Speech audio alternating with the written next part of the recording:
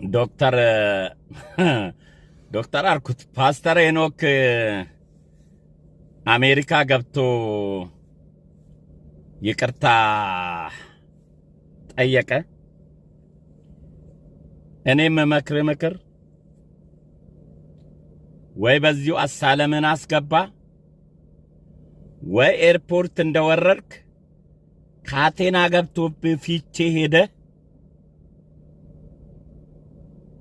በህግ አካል የህግ ቅጣት ካገኘ በኋላ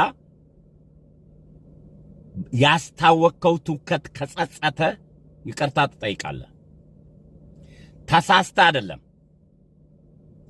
ከፊቼ ነው የመጣው ስትል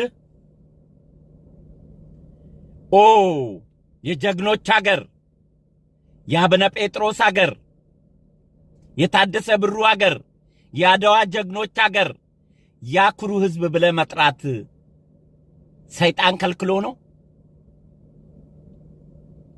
ጦንቃይና ብለ ህዝቡን በመደዴ ሰድበ በሃይማኖቱ በጀግንነቱ ከማንም ጋር ተዛምዶ የሚኖረውን የሰላሌን ህዝብ በራሱ መሬት ላይ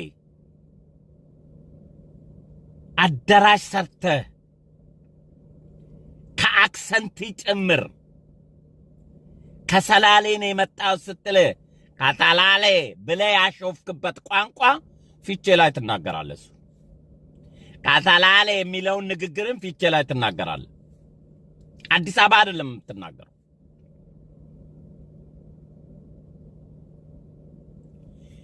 የተሳሳትከው ያለካውን ቦታ ነክተ ንቡን ከቀፎ ውስጥ አወጣው። የሰላሌ ህዝብ ሰው አይነካም። አንድ ዘፈን እኮ ትዘምናላችሁ በስድብም ቢሆን ሰላሌ ፍየል ከቀዘነ ሰላሌ ከዘፈነ መመለሻ የለውም ትሉታላችሁ እኮ። ጀግንነቱን ታውቃላችሁ።